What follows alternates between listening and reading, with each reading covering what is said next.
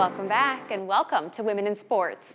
Now that the Olympic break is over, the WNBA and the NWSL are back in full swing, and we start today with the W. From now until playoffs in September, it is make it or break it time. Out of the W's 12 teams, 8 will make it to the playoffs. And after this weekend, both the Connecticut Sun and the Minnesota Lynx have joined the New York Liberty by clinching their playoff spots. And taking a quick look at the standings in the league right now, in 4th place is the defending champs, the Las Vegas Aces, followed by the Storm. The Mercury and Fever are sitting in 6th and 7th places, while the Chicago Sky are fighting for that final playoff spot with the hungry Atlanta Dream Team right behind them. Last week was the W's mid-season trade deadline, and maybe the biggest move went to Seattle. Fresh off her silver medal performance at the Paris Olympic Games, Gabby Williams is once again on the Storm. She missed the first half of the WNBA season after prioritizing the French national team, but now she's signed a rest-of-season deal with Seattle, where she's played since 2022. Meanwhile, the Connecticut Sun hosted a sold-out crowd last week at Boston's TD Garden, the first ever WNBA game played inside the home of the Boston Celtics. And the Sun put on a show, defeating the LA Sparks in front of 19,156 people. That is the 3rd largest WNBA crowd this season. Of course, the Fever won an intense game in Atlanta last night, right here on WQAD's 8-3 channel.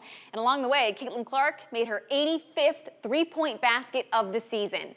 That ties the league's rookie three-pointer record set by Atlanta's own Ryan Howard 2 years ago. And in an interesting twist, Caitlin made that 85th shot directly over Ryan's head. Now, someone else setting records is Angel Reese. She now has 3 straight games with 20-plus rebounds, and she's the first player in league history to do it. Reese has also now tied the league's rookie record for double-doubles. Oh, and did I mention Brittney Griner? Last night, she recorded her 800th career block. She is now the 3rd WNBA player to reach that milestone.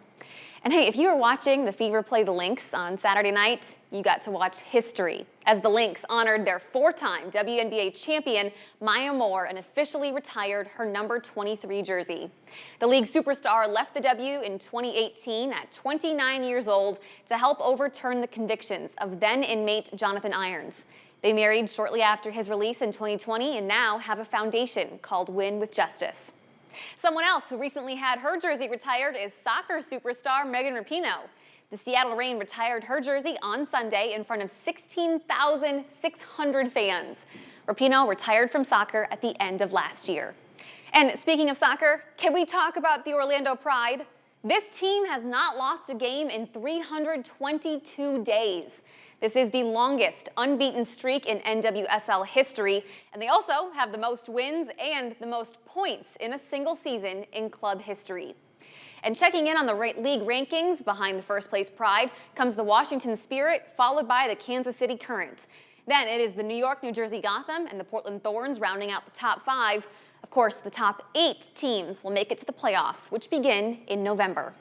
And finally tonight, we turn to tennis in the U.S. Open, happening right now in New York City. This is the final Grand Slam of the tennis season, and this year's prize pool is a record-setting $75 million. If Coco Gauff defends her singles title, she will be the first U.S. winner to go back-to-back since Serena Williams. But other American hopefuls, including Jessica Pegula and the QC's own Madison Keys, are looking to make a move as well. And you cannot count out the world #1, Poland's Iga Swiatek, or the Belarusian world #2, Aryna Sabalenka.